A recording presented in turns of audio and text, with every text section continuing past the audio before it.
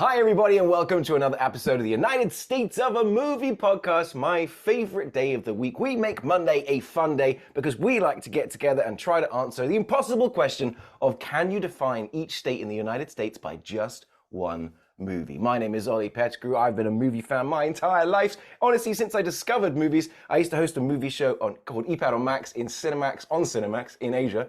But it's only now since this podcast started that I brought together two fine movie minds who love movies even more than I do, and this week they're furious with me for the movie I made them watch. Ryan Sandler, welcome back to the show. Thanks. It's so great to be here, and it's truly blessed to have another week where we get to absolutely shred something you love. And of course, I think it's going to get worse because just the look on our other host, Will Hirsch's face lets me know that he's got some hot takes. Will, welcome back to the show, buddy. My body's here, but my soul is dead. Will's got a vein in his forehead that, if you're listening at home, is shaped like 3 sixes. It's gonna burst. Yeah, it's oh my god. I want to be clear that this is the same Will that brought things like Stone Cold to the table, that has brought things. I think the Wraith. Who was the Wraith? That was you, Ryan, wasn't it? Yeah. And he is very, very, very angry because he had to watch Steven Spielberg's Ready Player One because this week. The state that we are taking down is Ohio, and Ready Player One, though set in the future, takes place completely in Columbus, Ohio, and I thought the guys would enjoy it. Turns out, not so much. I picture Steven Spielberg on set, much like Gus Van Sant in the parody from Jay and Silent Bob, where he's just counting money, and he's like, "Man, I told you, I'm busy." Jesus, Ben, I told you. It's hunting season. Yeah. Yeah, I told you guys last night, there's always been that rumor that Spielberg secretly directed Poltergeist. Sure. I'm starting the conspiracy theory that he secretly did not direct this. Yeah, this was somebody else. It was you, It Bull. so does not feel like a Spielberg movie in every sense of the word. That I can't believe this guy made Fablemans. You think it was Zemeckis? You think it was Zemeckis? That would make way more sense. Yeah. That honestly, that would be way more believable. Yeah. I can see that. Okay, and we will definitely be getting into it. I can't wait for Will's hot takes. I did know, actually, that Will didn't like this movie, and this was definitely because he was mean about Twister. Yeah, this is some pretty good revenge. The kind where I'm like, I'm down. I can't fight back. He's already dead. He's been waiting all season for this. This might be our last episode. But let's talk about the other movies, because you guys did bring two fantastic movies that were a real joy to watch, as well as Ready Player One. Oh, hang on. Wait Ryan, a minute now. tell us about your movie, buddy. Oh, man. The fans have been clamoring, and guys, we finally did it. We got Charlie Sheen back in Tucson for Major League. we should just watch The Wraith again. Yeah. Major League, 1989's Major League, directed by David S. Ward. He directed a number of other comedies as well as that. It's got Tom Berenger, Charlie Sheen, Wesley Snipes, Rene Russo, Margaret Whitten as the one trying to take it down. This is one of those movies, much like you, Ryan, that I saw the sequel 160 times before I saw Major League. Mm-hmm. Yeah, it was just one of those things that was on all the time, and it's so funny when you go that way. I know we talk about it all the time, but when you watch the sequel so many times and then you see the first one, it's hard for it to ever live up. But everyone you talk to will just completely shit on you. You're like, no, the sequel's better, man. I'm like, no, the sequel is statistically horrible. You have to watch the original. I did with this one. I did with Bill and Ted's, and I stand by that. It's quite jarring when you finally watch, like, especially with Major League, is you watch the first one after watching the second one, which, like most sequels to successful movies, has been neutered. It's PG-13, whereas the first one is R-rated, and you're like, wait, sure. What? Yeah, I think the sequel is a little sillier for sure. It's a little more jokey, whereas the first one has a lot more serious tones of people dealing with, like, you know, a baseball player at the tail end of his career, that this is the last thing he's got to cling on to. And this movie does the thing that I love about, like, 80s and 90s baseball or any sports movies. It's never like the big game. It's never the World Series. It's never the Super Bowl. It's all like the leading up to that. Like, they make it to the playoffs. Yay. This is the pennant. Yeah, you know, it seemed like any given Sunday was just some random game, and then at the end of the movie they go, "Oh well, we lost the next game and we didn't make the." And it was weird to me that those also weren't real teams too. So it's like, there's always a licensing thing. I think the NFL is very strict about that. But when it comes to baseball, the Cleveland Indians are like, do whatever you want. We don't give a shit. Well, that's honestly what surprised me is I was like, this is an actual team. Yeah, I can't believe like they were like, yeah, you can portray our manager. Like same thing with like a rookie of the year, because I think that was the Cubs, right? Angels in the outfield, all those great baseball movies. But yeah, no, they had all the other teams present as well. I mean, they had quite clearly incredible access, because one thing I was caught off, just blown away by, was the 20,000 extras who were in the stands. There was a couple of shots where like the place was rammed. You know, they went out, and I think is it Dennis Haysbert, you know, the guy, the voodoo guy, he's great. And when they went out for that shot and it was a full stadium, he said it was incredible rush, and it was one of the real players going, "That's what it's like every day, mate." That's amazing. Yeah. So it's like, that was pretty astounding to me, is that they gave the Cleveland Cleveland, who are they called Cleveland now? Indians. The Nationals? No, that's Washington. No, that's Washington. I just remembered this just 2 seconds ago. He's got the Washington Commanders. I think they're the Cleveland. Oh, I thought it was the Cleveland N-words. I was voted, and that's what it was. Right at the beginning, there's a bit of a lot of like what, you know, the caricatured like native with the baseball bat kind of thing on the wall behind you. Go, yee. Yeah, you're watching this. There's a lot of phrasing and a lot of problematic things that you can see why that just don't really hold up as well. But fans and like feather a lot of things. A lot of things Bob Uecker was saying, like oh god, yeah. He's so great in this, so good. He's fantastic. He's great in the sequel as well. Actually, he is pure gold every time they cut over to him. And his color man that basically just doesn't say a word the entire time. My favorite line of his. I don't think he maybe has 2 lines of dialogue in this movie, but in the sequel, Bob Uecker, because the team is doing so poorly, just drinks himself into a stupor every game, and he passes out, and he has to hand it over to his color man, and he goes, "Fly ball, caught." That's always in my head. I love that movie. Well, that was another great movie. I honestly, it's a movie my wife adores. It's a movie many Americans love. It's a movie I first saw on a plane, actually. But rewatching it, I think it might be one of the best SNL movies ever made. Will, tell us about your movie. I brought Tommy Boy to the table, which is, being a big kid myself, Chris Farley was my hero. I was just all about it. And of course, you know, I love David Spade. He was like at like his peak on SNL. Oh yeah. And the two of them have such great chemistry together. So when you said Ohio, I was like, oh, I know exactly the movie I'm picking. I like to. This movie was such an important like humor cornerstone for me that I think I based a lot of my personality on David Spade's character, for better or for worse. Like his just side cutting, like and watching this movie again with fresh eyes, I'm like, oh, that's where I got it. That's right. The dry sardonic wit. Yeah, just kind of a bit of a dick. Yeah. So Tommy Boy, 1995, directed by Peter Siegel. But it's a Lorne Michaels production, of course, like it's an SNL movie. But Chris Farley, David Spade, Bo Derek. Bo Derek was She's a 10 when I was but also Brian Denny, and then back on the show as well. Also, his Rob girlfriend Lowe is the same girl from It's all I could think about. Hollywood. I was like, Doc yes, Hollywood. That's where you see her boobies. And also an uncredited Rob Lowe, who's the great comedic. Which is crazy because he's got a pretty big role in this film. Yeah. Is he not credited in this? No. I mean, wow. He did it. He wanted it to be a surprise. It was not really a planned thing. He said he was hanging out with Lorne Michaels. And so good in it. Found out they were making the movie. He's like, oh, I'll do that. And yeah, he's just great comic relief because he's constantly just getting just comedically messed up in so many different ways. It's actually really fun to watch. Yeah. The Bo Derek reference, this is such a movie I remember like very vividly watching with my dad, who, I mean, it's impossible to love this movie. It's so infectious, but I remember watching this with him and he just absolutely cackled over the Bo Derek. Like when she gets out of the pool, he goes, she's a 10. And I was my young brain. I didn't understand the reference at the time and I still don't. So it's fantastic. I think she was in a movie called Perfect 10 or something like that. Bo Derek. Yeah, she's super hot. Where should we start? You know what? Let's just address the elephant in the room. Let's get into it. I want Will Hirsch to beat up on Steven Spielberg, one of the greatest filmmakers Hold on, let me jack in. So yeah, let's start with it. Let's go Ready Player One. First of all, before we get into the movie, who read the book? I did, yeah. I read the book as well. I got a couple chapters in, and then I was like, I couldn't take it. The writing for me was so bad. I think 50 Shades of Grey is better written. Like it's got more robots. It does, yeah.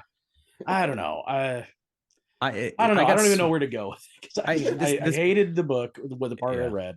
Yeah. And then the movie, I'm like, I will say, from what I read, the movie's better, but like it's like definitely paced better for sure. In one of your nuts versus getting hit in both your nuts. Like, really, is this like a comparison where you're like, oh, it's not a win comparison? No, that's what I'm saying. I got swept up in towards the tail end of like the people were just clamoring about this book. I think it was maybe like 2 years before the movie was even announced, and I was like, oh, this seems like a book I would enjoy because I love all of this stuff, and I'm like a very similar age. There are things I was probably too young for when I was reading it. I'm like, but it's like reading the diary of a nerd who was stuffed in a locker and just had to get all his feelings out. And as I'm reading this book, I'm like, is this me? Oh no. Yeah, I know, because I'm reading it and I go, oh, I could kill it. Because in the book, I mean, so the premise of Ready Player One, for those that haven't seen it, it's set in Columbus, Ohio, in dystopian 2045, where everything's gone to shit.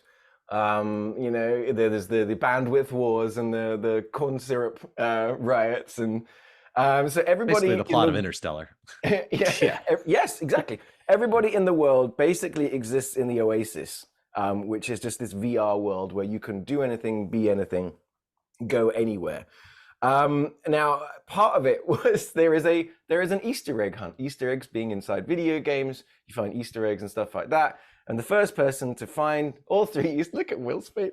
The person that finds the Easter egg at the end of this hunt gets to basically own the Oasis. And we follow Wade Watts, who goes by Parzival, and the Oasis as he goes on his adventure to basically win the Oasis. That's it. I can hear my virginity growing back as you were reading the plot of that. Oh my God. But now in the book, it's very Spielbergian. In fact, there's a lot of Spielberg references in the book, which is why when it was announced that Steven Spielberg was going to make the movie, a lot of people were like, whoa, man. Yeah. But he wasn't the first either. There was a lot of directors they were throwing around for this. It's like when you read the book, you're like, how can anyone get to make this, because it's so detailed and so nuanced and there's so many references. It's like the impossible thing. But I think it was like Ron Howard, Christopher Nolan. There were like a lot of directors attached or that were being talked to make this film, and they landed on Spielberg. I guess he's all right. I mean, whatever. I think it's a really interesting movie because I think about 70% of the movie takes place in the Oasis. Yeah. So it's kind of interesting that 70% of the movie is essentially like watching an animated movie, but they do incredibly good motion capture. I think it looks great. Yeah. The character, I think the action, all of it. I mean, it's got those little Spielberg touches. What I like the race. So the first one. The Wraith, you said? Oh, can we talk about the Wraith? Yes, yeah. I'm back in the conversation, guys. Let's go. Now, if they would have had that turbo interceptor in that opening scene, we'd be having a different conversation right now. Oh my God, yeah. Actually, I was wondering if I did see it. I'm gonna have to go back and watch because there's a race. Now, basically, essentially, there's these things called the Sixes. There's IOI, which is basically this company, Nolan Sorrento, played by Ben Mendelsohn. They want to try and win the Oasis and put ads in it. Sure. He sucks. He's basically the evil. They're trying to monetize Yeah. It's like a free-to-play kind of thing. It's basically everything Fortnite turns into, essentially. Yeah. He wants to turn the Oasis into X, basically. He wants Travis Scott concerts. Yeah. But in the book, the first challenge is, and it's one that I could kill, is you have to do a word-for-word recreation of the entire movie. What is it called? It's War Games. War Games, yeah. He's put into the movie War Games, and you have to say the words to get points. And I'm reading the book going, I could kill this. Yeah, you just put the book down and started doing it. But I think in the book too, he's got it's a fucking movie. In the book, there's 3 keys that also lead to 3 doorways that then lead to 3 challenges, I think. So in this, they really did truncate because it's a lot. The book I read the book on like 2 days, but it felt like a fucking lifetime just because you turn the page and like, wait, what? Where is my brain going? But Well, they but really, that race. I mean, yeah, so the super first cool. is Oh, pretty come on, cool. yeah, it's great. Parsifal's Yeah, got himself. He's got yeah. the car from Back to the Future. He's got the DeLorean. You're looking in the background and you're seeing there's the Batmobile and there's the car from Mad Max and there's Akira's bike and everything else is like rocking up. And like, I would have thought this would be like totally up your alley, Will. It's like someone, it's like a No. kid describing a video game to you. That's like, Yeah, it's just and I then remember King Kong shows up, and then there's the And then there's- T-Rex, yeah.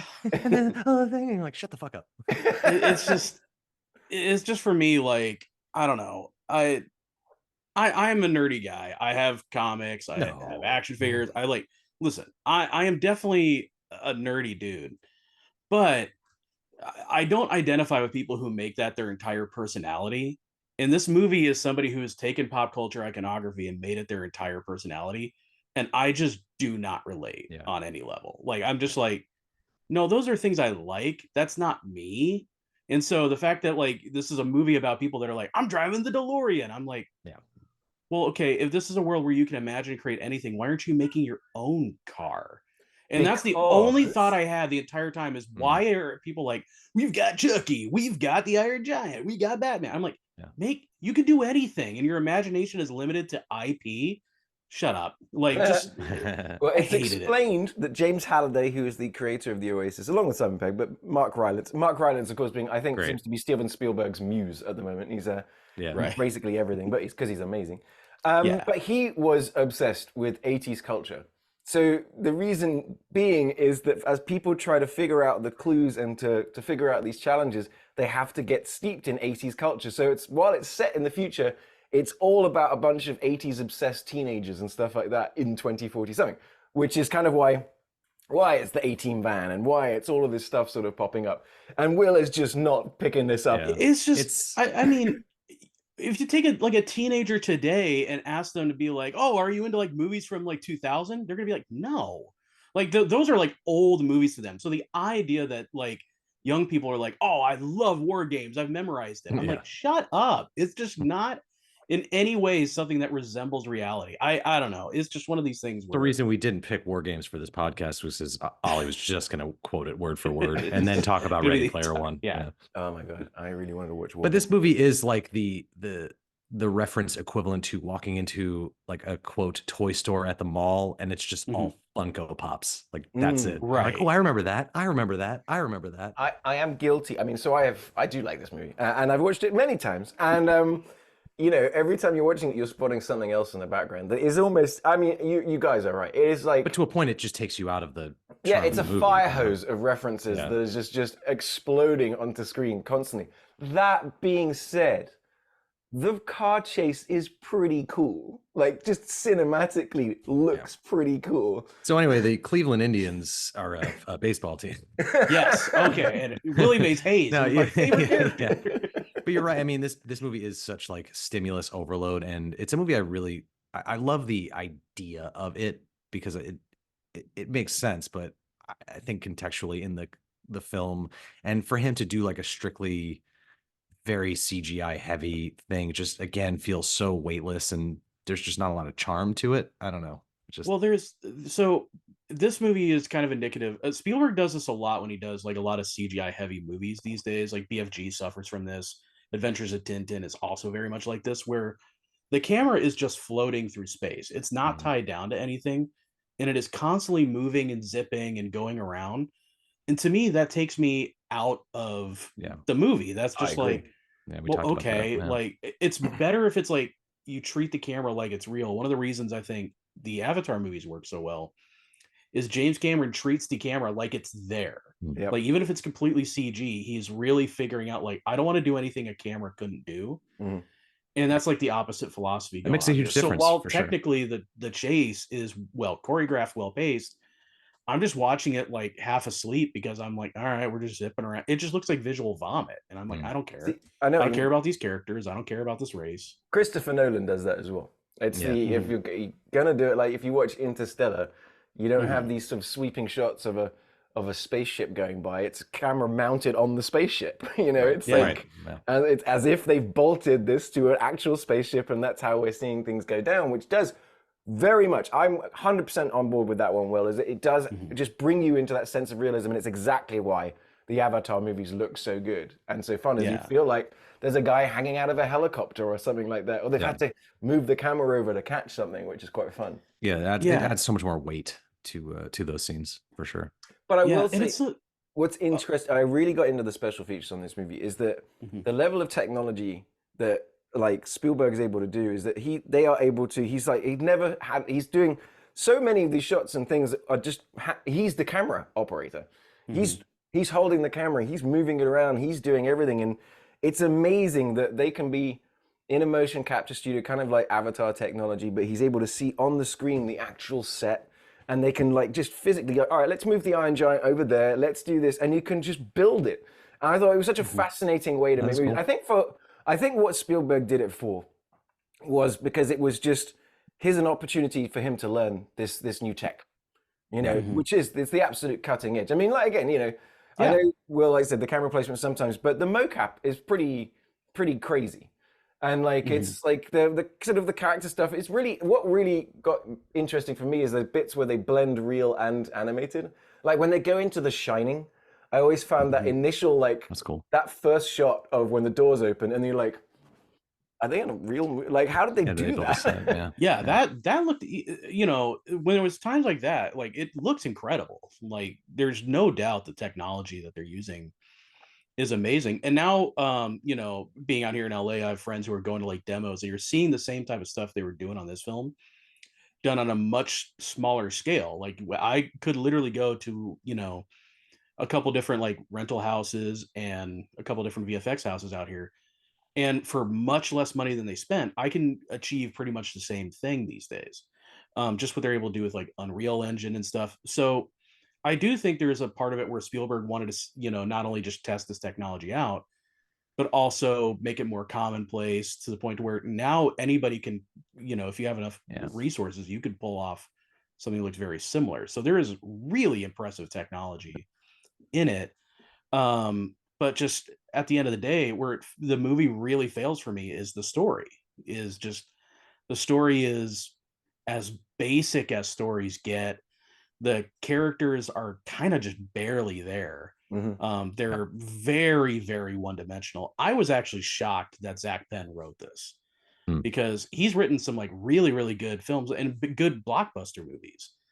And so to see his name attached to this, and as the only credited screenwriter, was just really shocking. I wouldn't be surprised if there were other uncredited screenwriters, but Ernest Cline wrote it with him. So that might be in that too. That might be an explanation. Uncredited though. Written based on dreams had by Ernest Cline. Based on melodies hummed by Well, too, in the book, so Parzival has a bit of a thing for Artemis. Artemis, played by Olivia Cooke, who has an amazing American accent. And when you actually hear her get interviewed, she's from up north in England. She's got like this accent. I think she does an incredible American accent. So I'm going to go credit where credit's due. That's part of the movie. But in the book, he comes off as more of an incel.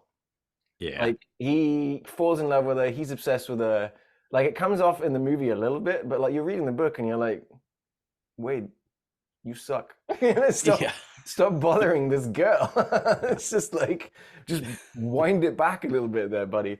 But they kind of like, they touch on that a little bit in this movie. But I know what you mean, Will. I mean, like, I almost feel like they took all the stuff and the technology and they got all the references and they had a lot of fun and they just kind of put it into the Spielberg machine. It's very Goonies. Like we're going to shape it like a Spielberg movie. It's going to feel like a Spielberg movie. We'll have the music like a Spielberg movie. But like, there's one part that I always like, whenever I'm watching it, I'm like, that doesn't make any sense.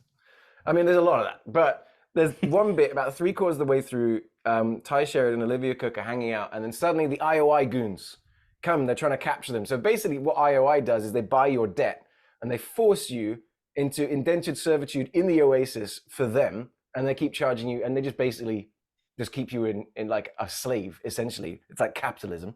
But she throws him through a door and sends a text message. And then he comes out in like an alleyway, and suddenly all of the high five are there. There's the guy from China, the guy from Japan, H is there. I'm like, And no one says I'm putting together a team. Message, and everybody's on the other side of that door 5 minutes later. I thought they were in different countries. You know what I mean? I mean, in the book they are. That's a thing. Yeah, no, that actually, I'm glad you brought that up, because that also made me feel like, did I miss something? Like, there were a bunch of points like that in the movie where I'm like, I'm sorry, what's going, like, but that part stuck out to me because I was like, wait, and also you're barely introduced to the other members of the High Five. Like, basically when they're showing up, I'm like, oh, who are they? And they're like, I'm secretly this guy, and I'm like, I don't know who you're referring to. Like, what's going on? And then it's only like when they go back into like the Shining scene, I'm like, oh, okay, the samurai and the ninja dude. Okay, sure. But I had no clue who they, like, when they showed up and like, it's us. I'm like, cool, whatever. Like, I don't care. Yeah, I thought it has that like whole the only thing Spielbergian for me is that you've got a bunch of ragtag kids banding together to fight like some evil adult doing a thing, team together. But they never say it, man. You can't just. That's the thing. You guys joke about it. You can't just put the team together. You have to say, I'm putting a team together. Otherwise, my brain just disconnects. You have to say, like, we need to get the worst people in the MLB to play on our team, and then have a sequence where you introduce them. Right. Like a movie that did it right. Yeah. We'll get there. Yeah. I did like Tommy Boy. It's This was a pre-canceled TJ Miller, I believe. Pre-canceled TJ Miller. Yeah, pre-crazy TJ Miller as iRock. I thought it was quite funny. He's got some lines. I'm gonna challenge you. I want you to say one nice thing about this movie. Not that it finished. I don't want a sarcastic answer. I want you. I could see you already saying. I was gonna say the moment the directed by Spielberg came out, I just hit stop. I'm like, thank God. Yeah. Never stopped the movie so fast. But one nice thing. I'm gonna try to be genuine. And I want to go other than the VFX because, of course, those look good. I definitely think the actors were really good with what they were given. Like, I thought there were some genuinely good performances, even like Simon Pegg for like how little of the movie he's in. Like, I just have an affection for that guy. And so I thought he was really brilliant. I thought all the actors were pretty good, and I didn't watch the movie and didn't buy, well, except for TJ Miller, but he's not really on screen. I think that they all did really well with like their performances. There wasn't an actor where I was like, that's weak or anything. Because Spielberg is a good director and does know how to work with actors. So I think the performances were really good. Yeah, Mark Rylance is everything he's in. So great. He's great. But Ben Mendelsohn is as the villain of the Bean Mendelsohn. I can't say it any other way. But he's such a great villain in this too. You're right. The casting is great, but and you're like, Steven Spielberg is so great at working with actors, but he's working with actors in mocap suits where he's looking at them through a screen. So there's just that bit of disconnect for me there.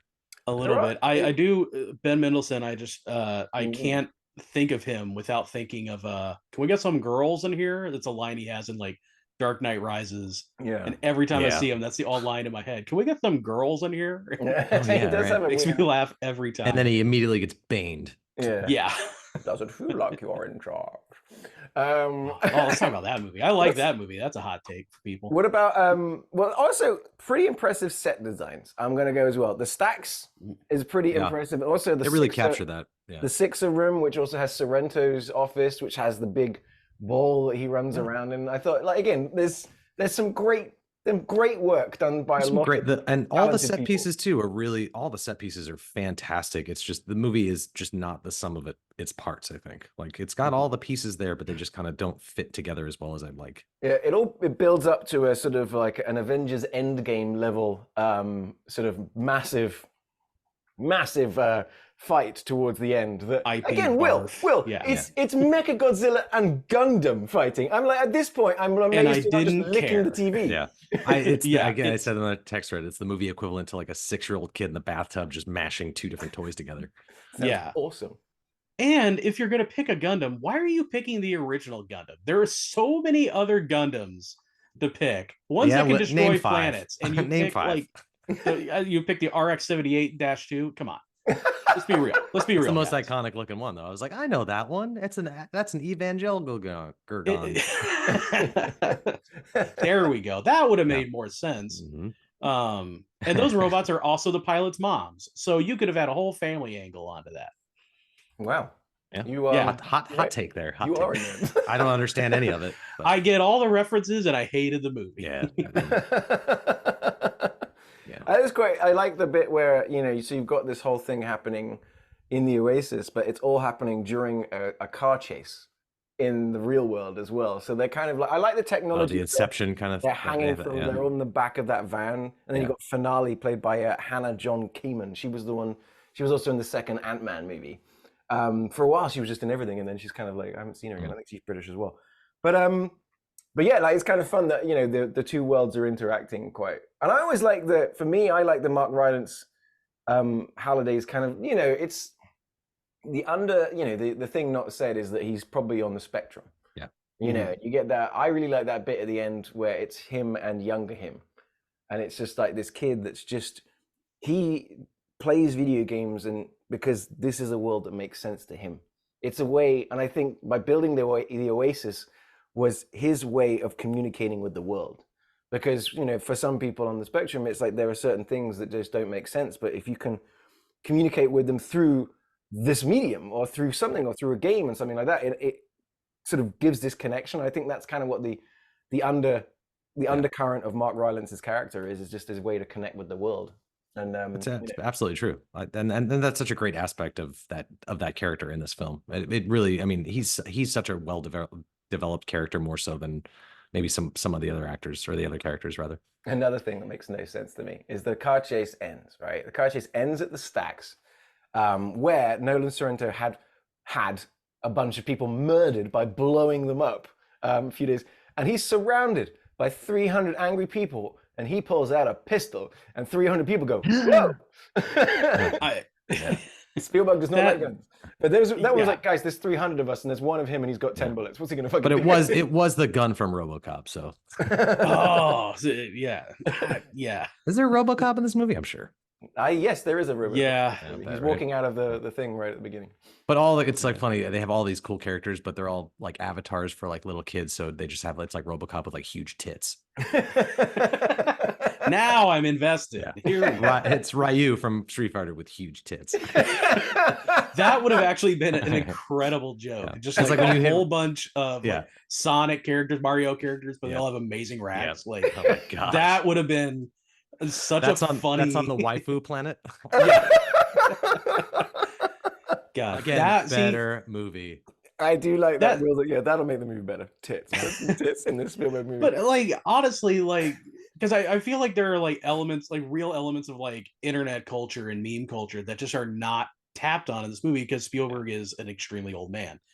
And I feel like that's the like parts of the movie that are like missing. But also just the emotional core, the thing you're describing with Mark Rylance's character, I forget James Halliday.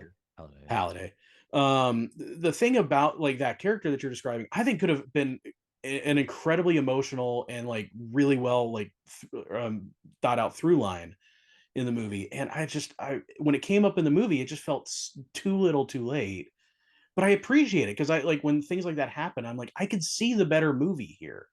I could see where we could go and really like push these themes forward. And I think that's why I reacted to the movie so bad. Is I'm watching it, I'm like, I know what the better movie is, and at every turn you're making the wrong choice. You're like deciding to make a reference to the Holy Hand Grenade, as opposed to being like, hey, we're all like a group of best friends who have never met in real life. What does that say about society and like stuff that you could have actually built a story around? Yeah, it does. They try to do that, don't they? Because at the end they go, we shot it for 2 days a week, so people should talk more.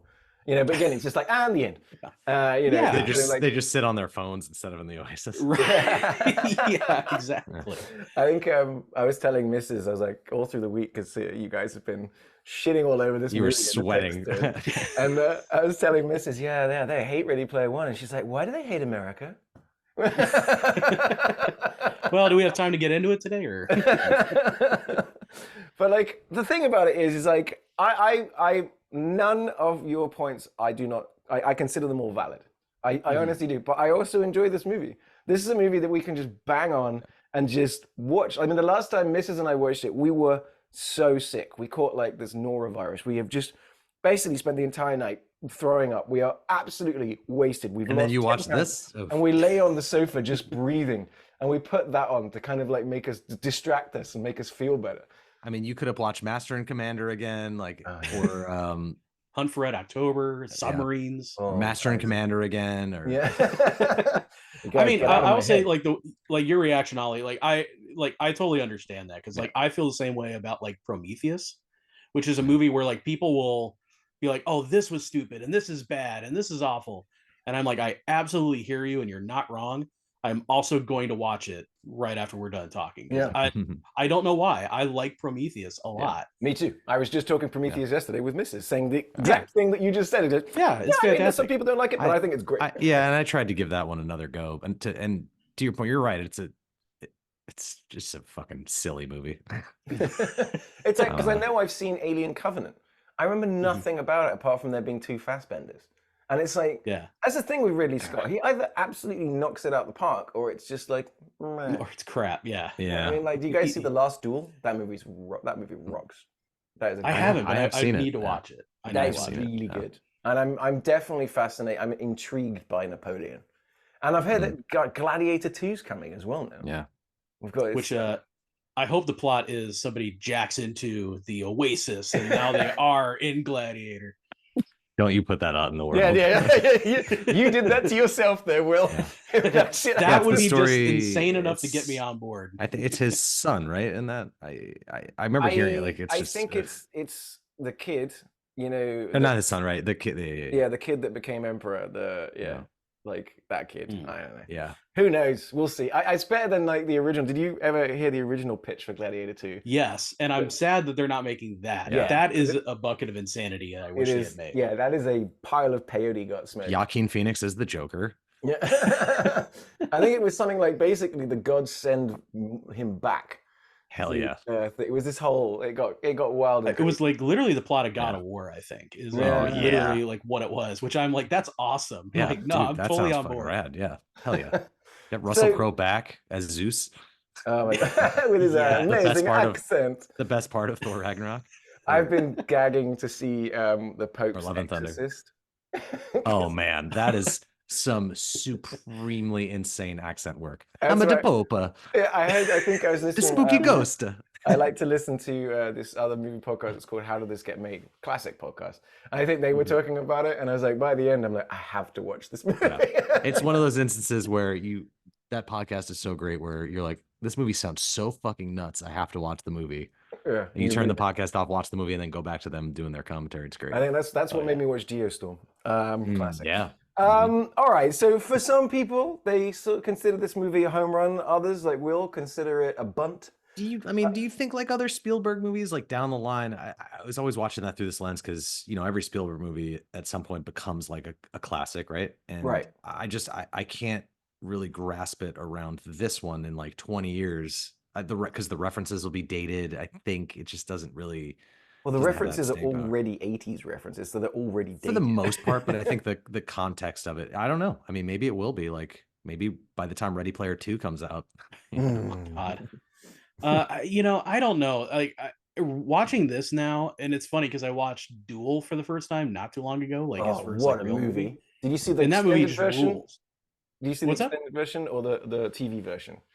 I don't know which. I think I saw the TV version because I saw the 90-minute one. It was whatever was on Criterion. So he went back and shot an extra 30 minutes of footage and made it a full feature because it did so well. But Duel is a masterpiece. Oh, it's so good. See where Spielberg comes, it's a masterpiece. I remember the first time I saw that, I go, man, this movie's amazing. Does that take place in Ohio? Can we swap?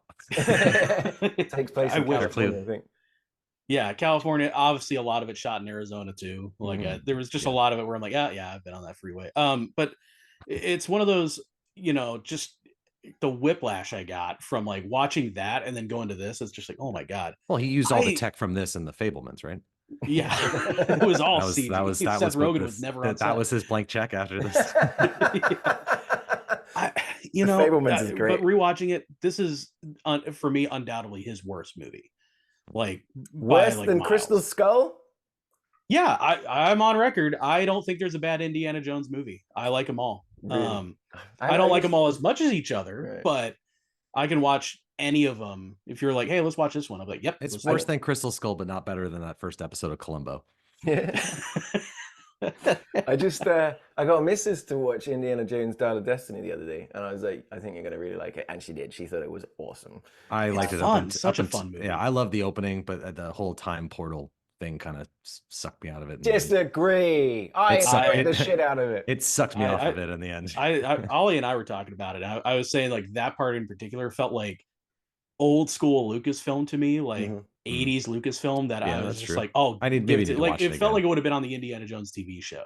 And I was like, oh, I love it, give me this. I thought it was really, I thought it was great. It felt like an Indiana Jones movie. I thought the action scenes are great, like that car chase with the going through. I think they were in Egypt or something like that. But it was, yeah, I think that movie was great. And it's on Disney Plus right now if you haven't seen it. I'm kind of looking at Spielberg's, like, you know, I mean, the guy's got, look at the movies he's done since the 70s, you know, starting with Duel all the way up to The Fabelmans in 2022. The Fabelmans is basically like his just therapy session. I mean, every single movie that he's made is about broken homes and divorce. He never really got over it. And then he just made a movie about his parents' divorce. And like no one went to see it. And that's Munich, right? You're talking about? Yes. But like, I'm looking, because like, you know, you got Fabelmans. I never saw West Side Story, and I've heard people say it's brilliant. I love it. Yeah. I just haven't seen I'm not it. even a musical guy, and I love that. There's Ready Player One, then The Post. I only saw that once. I thought it was very good. The BFG, I only saw it once. Didn't kind of work for me. Bridge of Spies, I'm obsessed with. I love it. I watch it all the time. Great. Such a dad movie. So I saw Lincoln once. I never saw War Horse. Adventures of Tintin was good. Crystal Skull, Munich, excellent. War of the Worlds, very good. The Terminal, I enjoy it. Terminal's great. Yeah, and like it's that's the Tom Hanks airport one, right? Yeah, we brought that up last episode. Catch Me If You Can, Minority Report, AI. I mean, the guy's a legend. Yeah, he's done just some of the greatest movies. It is absolutely wild to me. But I will say, I will say that Ready Player One is maybe at times lazy. And it comes down to the story. It's just like, let's just move it along, shall we? You know, okay, this is because. Why? Because, all right? To the point where there's a part in the movie where the whole thing is they're trying to get these keys to get to like the next whatever. There's a part where they're in the Shining scene, and one of the characters is like, hey, we just found the key, like just completely off screen. And I'm like, oh, so we don't even care about like the quest going on right now. It's just, and the one last thing I'll say about this movie that drove me insane is they have to introduce everything twice. There are two different scenes where it's like he meets like H for the first time in person and all the other members.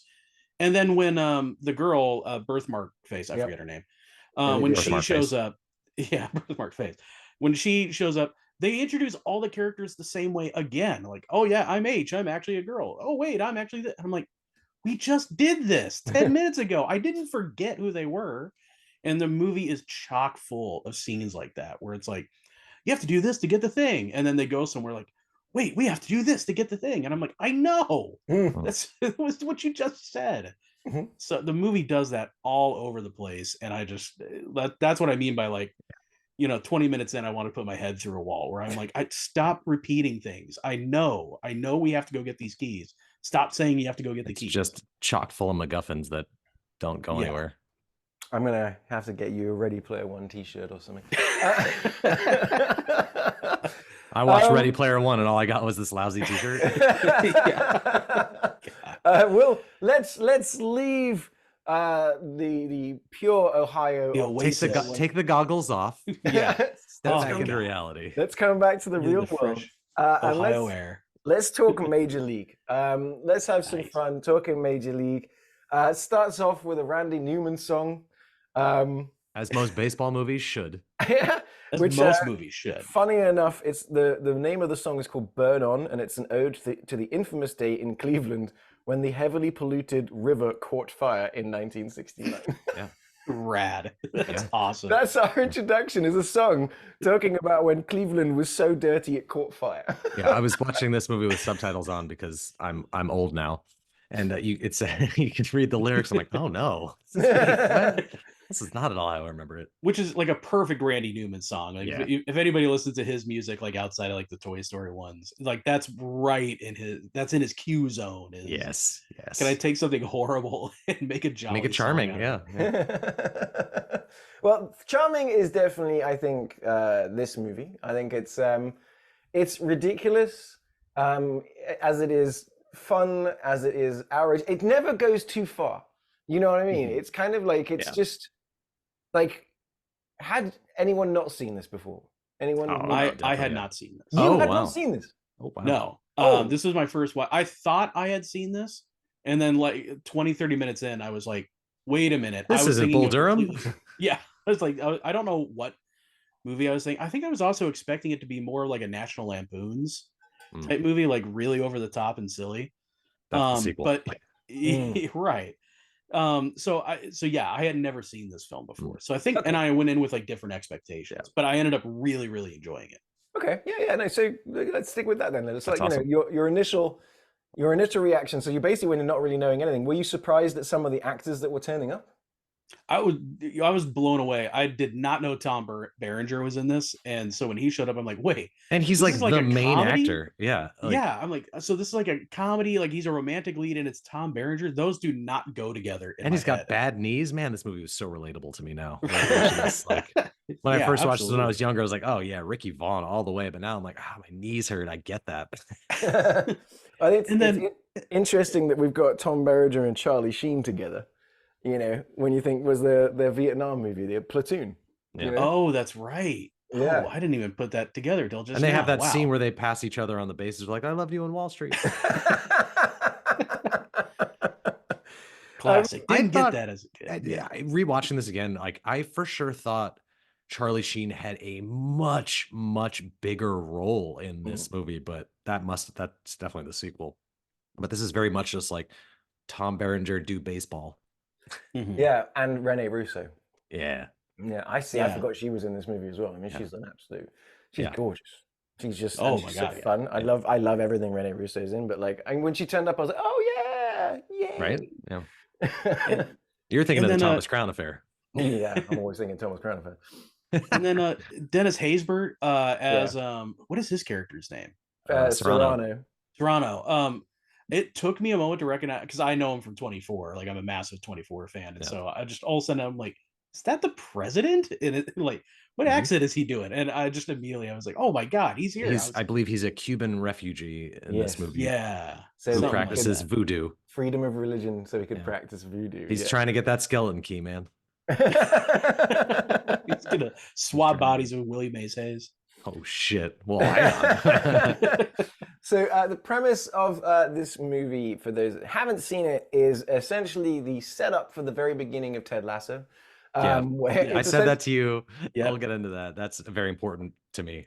But it's like Margaret Whitten basically is a former showgirl who was married to a billionaire, but the billionaire has died, so now she owns the team. She doesn't like Cleveland. She wants to go to Florida, and so she has found that if she can basically make the team suck so bad that no one comes to watch games. A team that is already doing horribly. She has to make them do more horribly. If she makes them be super, super terrible, then they'll be able to leave and go and have a new stadium and everything built in Florida. So she puts together this team of like Tom Berenger, veteran catcher. He's playing in the Mexican League when he's got knees. You've got Charlie Sheen. The first time we meet Charlie Sheen, he's on the phone, but he's in prison. I love that. The California Penal League lines get me every time. Now that I understand it. Great. And then and then goes Corbin Burnson is Dawn. Yeah, he's kind of like in the second movie, he's very much like the butt of all the jokes. Yeah. In this one, I'm shocked he came back for that. Probably because his film The Dentist didn't do very well, so he had to keep doing this, I guess. And then and then a surprise sort of role, like because again I'd only seen the sequel a million times, but it was when Wesley Snipes turns up. I go, what? Wesley Snipes in this? Now, hang on, he's not in the sequels, but he is not. Yeah, that's what I mean. Yeah, yeah. But he's so great in this and so charming, and He was my favorite character in the He movie. shows up in a Volkswagen Beetle that's made to look like a Rolls Royce. That's Yes. hilarious. So funny. That was so good. I was cracking up. But my favorite is the performance from the coach, who I think I only know him from these two films. James Gammon, that guy. Yeah, he's definitely been in other things, and I look through his filmography, and I'm like, wow, Would have made like I the don't- perfect nothing cowboy. stuck out. Like, he's just so grizzled, and he's got that gravelly voice. Fantastic. He's in Cool Hand Luke, Natural Born Killers, Cold Mountain. Oh yeah, I did see that. Yeah, the thing is, he's got that look that you're almost convinced if he sort of shouts a bit too much, he's going to keel over. Which happens in the sequel. I think he does, right? Yeah, he has a heart attack. And coaches from the hospital, I think. You have seen this one. And then we got, was it Bob? How do you say his name? Bob Wecker? Bob Uecker. Bob Uecker. He's the guy. He's kind of like the beating engine that powers the movie. Yeah. You know, he's just that voice, and he's got such a great voice, and is just doing so much like comedy in his commentaries and stuff like that. Which famously already a baseball announcer. Yeah. Really? Yeah, that's what he did. That's what he was known for. That's why he was picked for the film, and was known for doing commentary that was similar to like what you see in this film. It's so good. The lines he drops are so fucking perfect. And he's always drinking. You know? Oh yeah. And the second one in particular, he's kind of like this. He gets like absolutely. Oh fucked. yeah. It is so funny. But what? And then so they put a team together. They go to spring training, but in Tucson. In Tucson, yes. And so we had Charlie Sheen in Tucson. It wasn't a sequel to The Wraith, unfortunately. But then it just sort of gets Up into... here it was. Up here it was. Up here. In the Oasis it was. Oh, and it just, at that point, it just becomes just a classic sports movie of, all right, guys go off, get in some banter, the team sort of builds, they start winning, and you've got all the players have their individual problems that they have to work through, and they have to come together as a team. Yes. And overcome these things. Charlie Sheen actually was a pitcher in high school. He got a scholarship, so he could. But I was gonna say, seeing him throw like fastballs, it's him doing it in slow motion compared to the other pitcher they had on their team, which through some very clever editing could barely throw a pitch. It was just yeah, he was a weird bit of casting. He's from Bill and Ted's Bogus Journey. He plays like the drill instructor in hell. That's what that's right. He's in Basic Instinct as well. But it's like, I found it like as a pitcher, I go, this guy's 75 years old. What is he doing pitching? Well, that's why he puts like Vaseline and all this goofy shit everywhere. Yeah, got like Vagisil and stuff like that. That he brought from home. But then, but the thing about it is like it's a real simple movie. The charm of the movie is just all of them doing great work. Like, Charlie Sheen's quite fun. Like as Wild Thing, he's got that ridiculous haircut. He's always never got sleeves on. The scene when they're in this fancy restaurant together, and he's wearing a jacket, sleeves gone, tie. Yeah. Just a tie around his like bare chest. It's like, I feel like a banker. I'm like, what are you talking about? That's great. Or when they do the commercial later on, and again, they all have suits on and just get the sleeves. Which a joke they tried to do again in the sequel that was just terrible. Oh, what did they do? Because I haven't seen the second for one. I think it's for like Speed Stick, like a deodorant. But I remember the Willie Mays Hayes character sliding in and saying, "Don't steal home without it." Great. No notes. Well, so apparently that's another thing is that while Wesley Snipes is great and can do some awesome kicking and stuff like that, not very good at baseball. And in fact, you'll notice that you'll never see him throw a ball because he couldn't. Basically, guy could not throw a ball. Yeah, but he's stealing bases all the time, and he ain't got time to throw. Yeah, that is like it's all just it just works, doesn't it? It just works as a movie. It does exactly what it says on the tin. It doesn't get overly complicated, but what it does have, and kind of like we were touching on at the beginning, is phenomenal access. Because at no point does it feel like they're shooting on like an empty field. When it gets to those big moments, big games, shots like the shot where Tom Berenger is pointing, and the camera is so low, and you've got 3 levels of crowd behind him, and they're all going bonkers. That I'm like, wow. I mean, that's the thing. It just brings so much production value to the movie is that Cleveland and the Cleveland Indians at the time just were like, yeah, go crazy, whatever you need. Because up until this movie got made, they were talking about moving the team to Miami, so it just hit very close to home. I'm just kidding. I don't know that. You had me going. I was kind of like, is that the actual story? Because I was just, do you imagine again, the Miami shocked Indians that like the Cleveland Indians were like, yeah, just however you want to portray us as like, yeah, we're losers, we're a loser team. Yeah, go ahead. That was just like, wow, I can't believe, like, I can't picture a team doing that. Well, the Cubs were like, hold my beer, you know. Right. Their teams still do it. I mean, the Oakland, they're going to Vegas. I mean, basically, Oakland just is this story. It's just basically happened. It's like there's nobody in the stands. Like 3 people have been watching them play, and it's tough. And that's it. It's the end of an era. It's Mm-hmm. weird. They threw a little bit. It's kind of interesting. like Charlie Sheen sleeps with one of the guy's wives, or gets tricked into immediately. Yeah. Right. Well, so Roger Dorn, who is like, I guess you can classify him as, he's a baseball player, but with none of the talent. So he can't field. He was on a team and he was just collecting checks. He's golfing, he's banking, and the team is celebrating this huge victory. And his wife is at home watching the interview on TV and sees them at a hotel. And he brings a woman in a room and does the classic, like, look back, high five, go into the room. And she's like, oh, I'm going to fuck someone else. And then she does. And then it cuts to, I guess, Charlie Sheen and Tom Berenger's characters live together because he's at his apartment and his wife leaves. She's like, hey, Raj. And she just, or whatever his name was, and just leaves. And he's like, and Charlie Sheen is just like, oh no, I had no idea. Which sets up the whole kind of third act. Yeah, I was kind of confused by their living situation. I was like, baseball is like a fireman thing where like they all bunk together in case like they make the league minimum. Game. He says, only at the camp. And then like I said, Jake's getting he's getting paid the league minimum. So there's others like Dawn, who's living in his massive house, you know what I mean, and things like that. And then there's other players who are just happy to be there. Right. Right. So it's got kind of like, you've got the Tom Berenger character who's like he's kind of like in Bull Durham is Kevin Costner's thing. Yeah, very similar. Yeah. It's the, he's the catcher, he's aging, he just wants to stay for as long as he can. You got Charlie Sheen, who is exactly the same thing as like with Tim Robbins, you know what I mean? So it's like, okay, you got to bring this pitcher, you got to figure him, like, control his arm and things like that. So it's like, now I'm thinking about it, there's a lot of overlaps. This is just basically Bull Durham. There's only so much you can do with a baseball movie, that's not The Sandlot.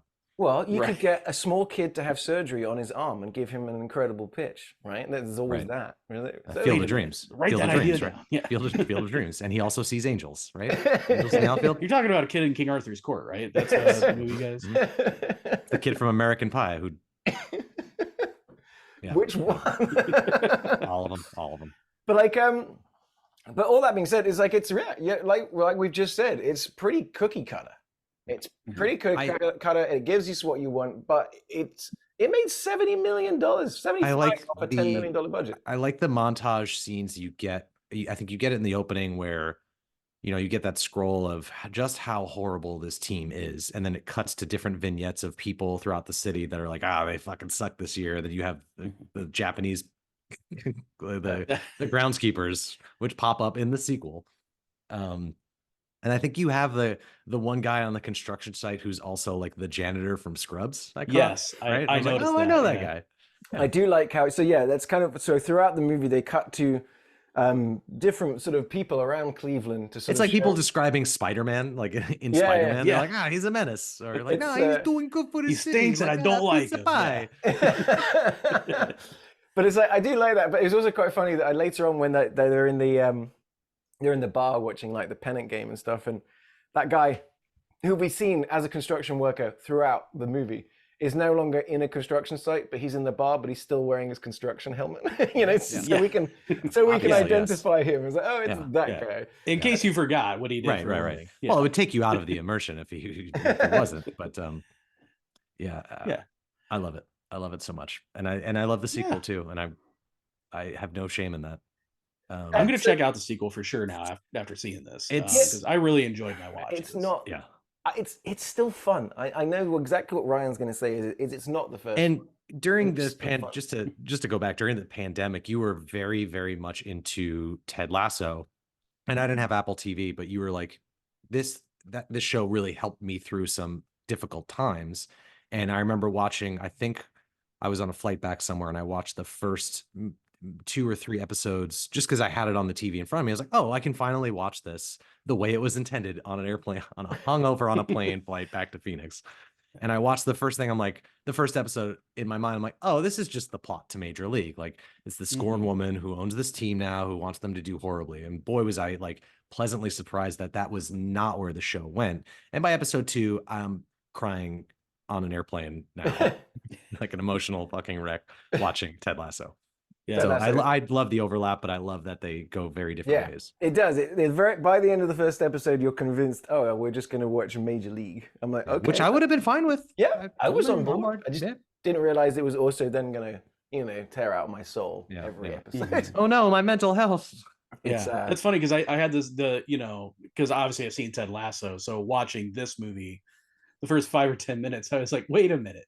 Yeah. Did Ted Lasso rip the show off? Or Danny Rojas shows up, sure. Yeah. But then just like you guys are saying, it's like Ted Lasso if there was no like friendship or heart that brought the owner and the coach and all them together. Yeah, that's true. And I do love the dynamic of, you have, similar to Ted Lasso, you have, she's the owner of the team, the Indians, and you have her business partner who's just stressed out all the time because deep down he loves the team. And he wants them to do well. And he's clapping and she's like, Richard, and he, recoils and he's so pent up. He's just got like a bottle of Maalox in his front pocket. He's just chugging. Yeah. I thought Tom Berenger trying to woo Rene Russo was like he follows her home and then walks into her apartment. I'm also like, there are apartments where the elevator doors open into the apartment. Yeah. How does that work?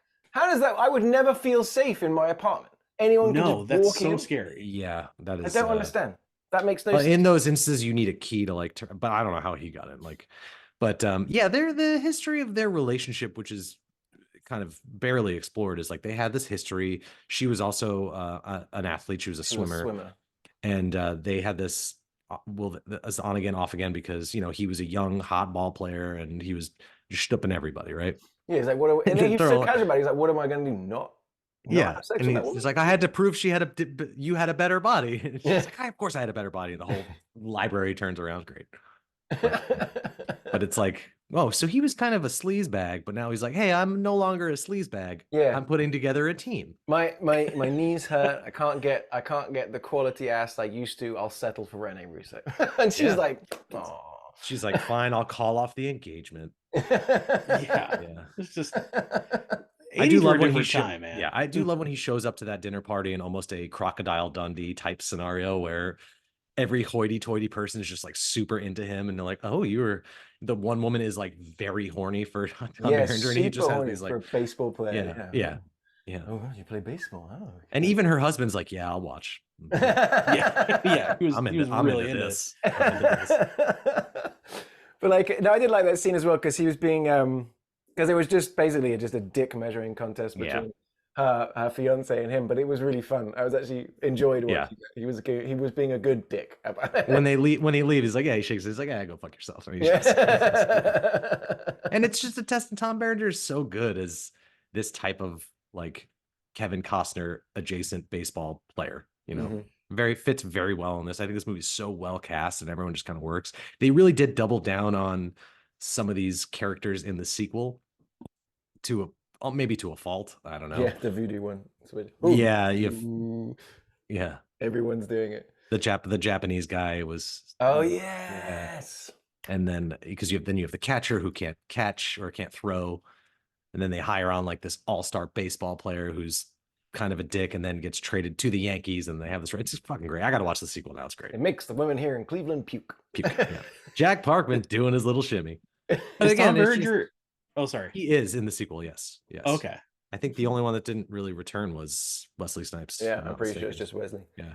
The interesting thing about Tom Berenger is I remember Oliver Stone was talking about when he did Platoon, about how So up until then, Tom Berenger had always played the good guy, and was like, "No, we're going to make you the bad guy." And the same, it was the opposite for Willem Dafoe. Had always been sort of playing a bad guy, and they're going to make him the good guy. And it's like deliberately playing against type, and it worked. I mean, Tom Berenger in Platoon scares the shit out of me. He's terrifying. That's why he's great in That's why he's great in all 7 substitute movies. I'm just kidding. I think he's only in the first one, but still, he's only in the first one. Treat Williams, but still, it's great. Yeah, still a great movie. And then Sniper was another one. I remember it's him and Billy Zane, right? They're snipers. I don't know why I remember that movie, but it was awesome. He was also in Inception, wasn't he? Yes. That's like, because Christopher Nolan likes to do that. He likes to, find a Matthew Modine, find a Tom Berenger, find, someone from the back in the day and put them back in one of his movies. It just kind of works. Yeah. I like that.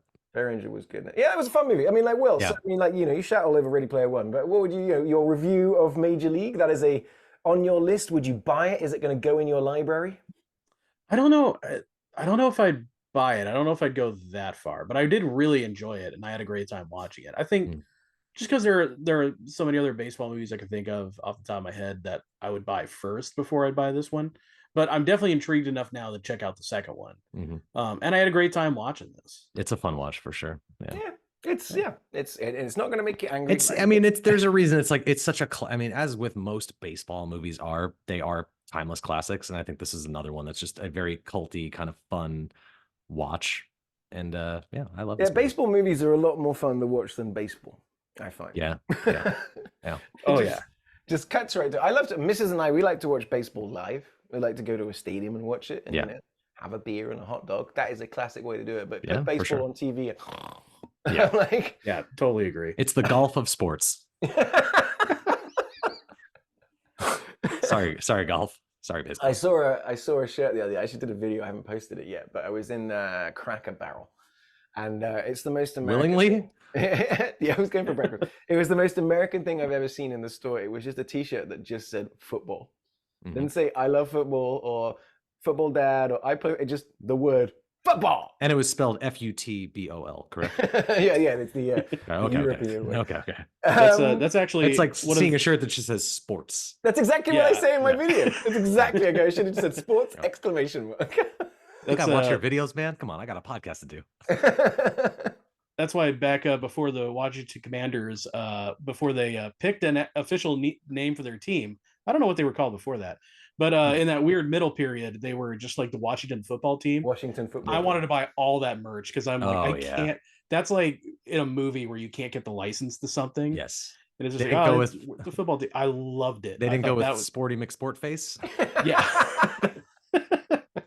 That's the only thing that would have been better. They've got the internet to name them. It would have been amazing. Yeah, that was so funny. I was like, and now comes the Washington football team. I'm like, oh, okay. Loved it. It was amazing.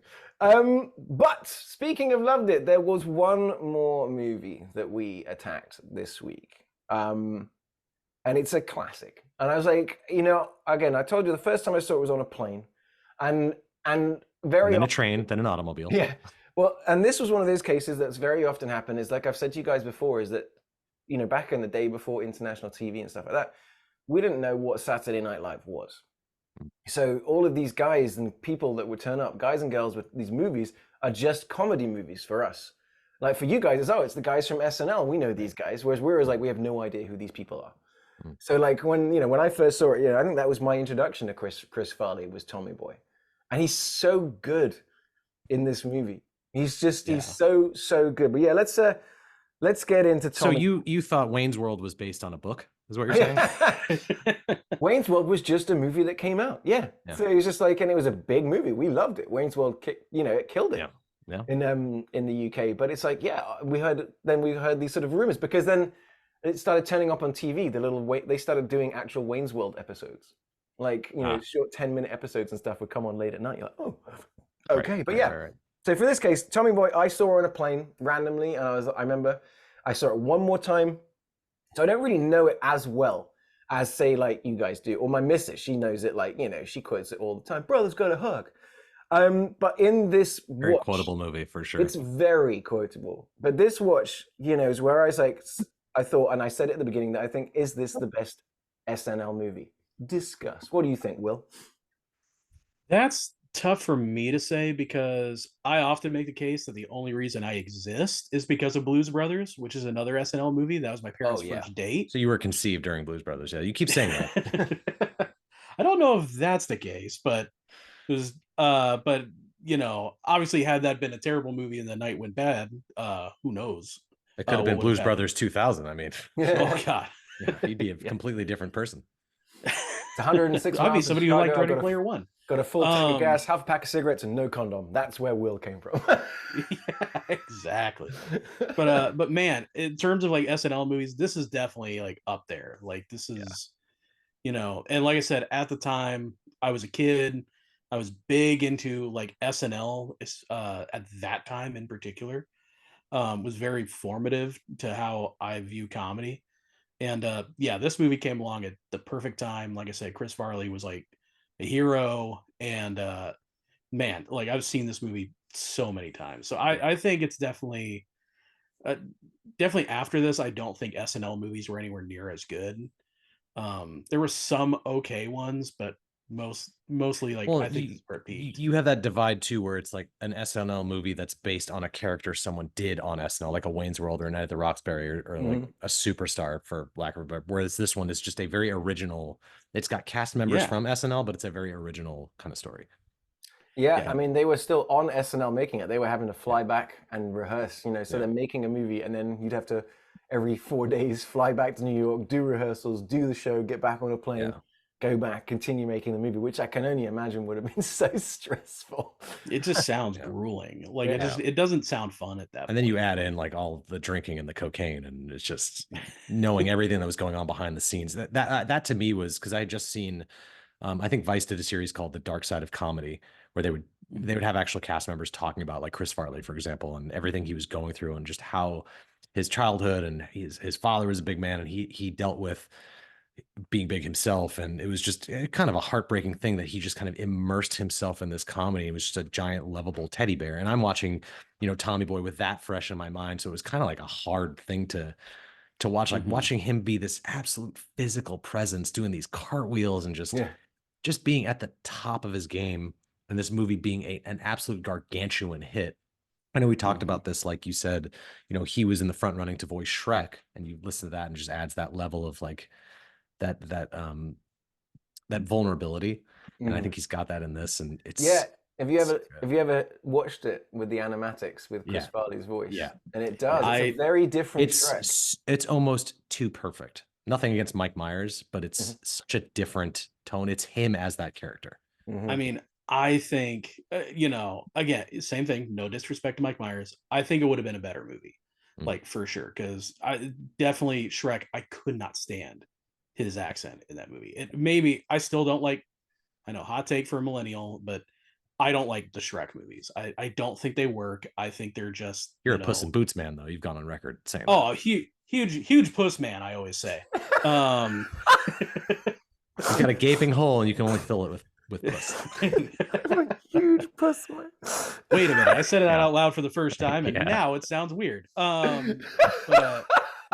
right, ladies and gentlemen, our resident puss man. That's the t-shirt, though. Yes. Oh my god, you're killing me. My face on the Puss in Boots body, and it just says "Puss Man." Yeah. Oh my god! Already designing it, I guarantee. Write that down. For those that haven't seen it, also the best piece of casting ever in casting Brian Dennehy as his dad. Oh yeah, the guy from Rambo. Yeah, yeah. Like when they're standing next to each other. So the plot of the movie is basically Tommy Boy has graduated from university after 7 years. The best line too. He's like, a lot of people go to college for 7 years. He goes, they're called doctors. He's got an auto parts company in Sandusky, Ohio. It's like the center of the town, and his dad is getting married. So I guess mum passed on. He's getting married to Bo Derek, someone he met at a fat farm, and so he says. It was his trainer. And her son, she's got a stepson, so that's Rob Lowe. At least that's what's presented to us. Now, unfortunately, and it's a bummer, but right at the beginning, at the wedding, Brian Dennehy dies, has a heart attack. And so it basically means that what's going to happen? The company needs to do something. And Tommy's like, I'll go out and I'll sell brake pads to America. And so it becomes this kind of road trip Our with favorite him thing. and David Spade. And David Spade, every time he opens his mouth in this movie, it's pretty much gold. The guy is on fire. The two of them are on fire in this movie. I love David Spade. Like, for me, I always think of him, he's Kuzco from Emperor's New Groove. Yeah. Which to me is the funniest Disney movie ever made. It is so funny. Yeah. I still remember. I remember when I was in college and my friend Yaz came to me and she's like, "Have you seen The Emperor's New Groove?" I'm like, no. She goes, "It's so funny. No, we're going right now." And she just took me to the movie theater and bought tickets and just watched me watch it. Right? This movie's amazing. I was like, this movie is hilarious. But David Spade is, how does he do it? I mean, he's a little guy, but I tell you, he's got all this he's got all this confidence and all this just his wit is just so funny. He's really good at not just making like snide comments, but he's got that, like you said, that confidence to just be like, I'm just gonna throw this joke bomb out there, and just let it land, and just however you guys react, I'm gonna move on with my day. Which just sharp, which is the kind of humor I always appreciate. Just kind of like, all right, lob that out there. You guys deal with the consequences. I'm moving on. So it's like I said at the beginning, I think I resonated with his personality so much more in this movie than say than Chris Farley did, just because I'm just wasn't that type of person. And then then you get into like the whole black sheep thing, which fucking bomb. But I still love that movie. I love it. Basically Tommy Boy 2, but with a political twist. That movie has one of my favorite jokes in a Black Sheep, where the bat is in the cabin, and Chris Farley opens up the fridge and he's like, "I got it. We'll trap it in here." How? Bats are attracted to light. That's moths, you idiot. Oh yeah. Just great. Just the dynamic of them two together is phenomenal. I've never heard of this movie. Black Sheep. Oh, it's great. Yeah. It's another road trip movie. It's like Chris Farley's brother is like running for office, and he's trying to like drum up. Same thing. He's trying to drum up votes for almost the exact same brother. Movie. Yeah, but he's the black sheep of the family. Right. Is the conceit. Well, there you go. Tommy Boy though. That's it. Tommy Boy is So it becomes that. It becomes so they go off together. It's a third movie I think we've had on the podcast, which plays the joke of as the movie goes on, the car gets more and more fucked up. Yeah. It's just almost immediately. He's like, "Hey, you still have the old GTX, huh?" He's like, "Yeah, you keep the car, Jerry. Like, you keep this thing, Jerry." And then just all of it, M&Ms, the candy just going into it. You feel so bad. You got a thin candy shell. This movie is so rapid fire too when it comes to all the jokes, because you have that cold open of him as a child falling out of a fucking treehouse.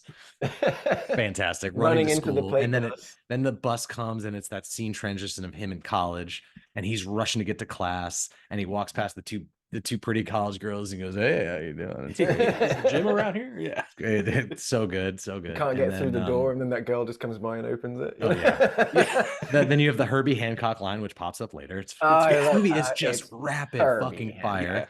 Yeah, fucking great. And then they meet. Like, he gets off the airplane. He's like, "Oh, this has to be you," and it's just a taped up trash bag full of his shit. Yeah, it's awesome. But Farley is so good at the physical and comedy because he's so physical with his comedy. The slapstick of just walking into things, or just being wild and crazy, like really committing to the bit too. Yeah. Oh yeah. Yeah, he's just at 200%. When he goes for the physical comedy bits, and it's like, and it's kind of like what you were saying, Ryan, about it's like there's the double-edged sword of like he plays into his bigness, but he also was bummed about it. But it's like it's also what makes him so incredible at the same time. It's like I always think to the bravery, and it's also so funny is like the classic SNL bit with when he's doing the Chippendales. Oh, with Swayze, with Patrick Swayze, and you got Swayze dancing and looking incredible, but you've got Chris Farley just stealing the show, and just like.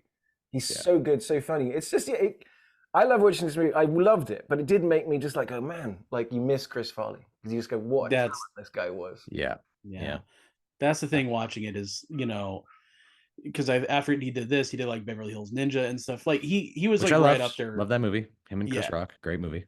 Which, it's so sad because it was like such a big part of my childhood. He was right up there, like I said, Jim Carrey and all that. That hurt, with like for sure. Comedy heroes.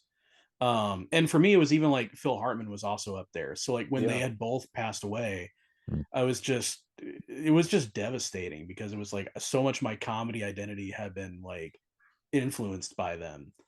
That when you watch it today and you watch like the Shrek animatic with his voice on it, you're just like, You really think of man, what I could wish have he was been. still with us, because like where his career could have gone, like if he had started doing dramatic stuff too, like Sandler did, like I bet he would have he just would have torn your heart out. Could you imagine Chris Farley in Uncut Gems? I mean, come on. Oh my god. Or having him pop up in a Christopher Nolan movie as some dude's uncle? I don't know. What could have been?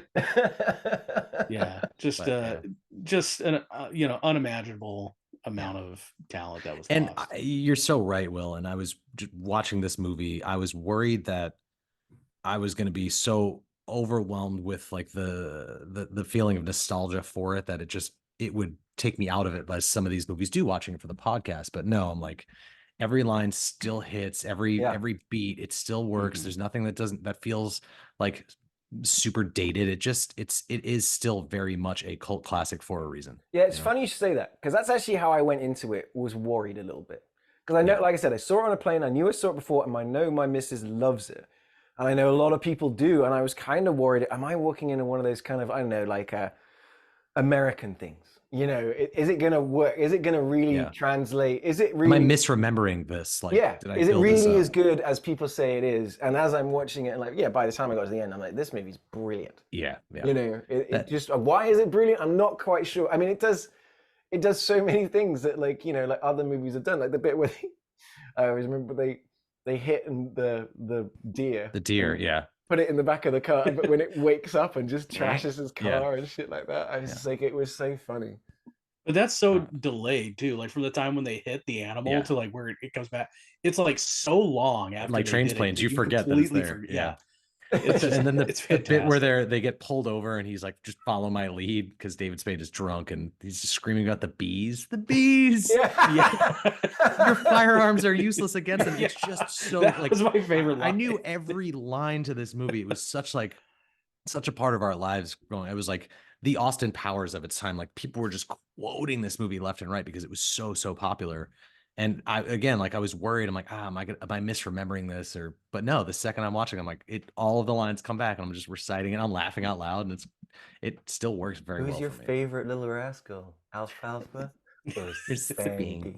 That too. Like, I was too young to like really appreciate the humor of that. But then you have the bit later on where David Spade closes the deal. He's got the donuts and he's like doing the housekeeping bit. And then for whatever reason, Tommy Boy is wearing what looks like little boy's underwear. Is fucking crazy. Like, what? Why? That's nuts. You know, interesting enough, the sinner scene, the bit where for no reason, this woman in the middle of the day, you know, it's not even in a motel, in the middle of a hotel where everyone is looking at this pool, decides to take dirty, disgusting motel. And but like, and I was getting into some of the interesting facts and stuff. There is like, so 9 seconds or something was cut from the British version where you don't see like her bikini come off, and then there's no sound of the unzipping, right?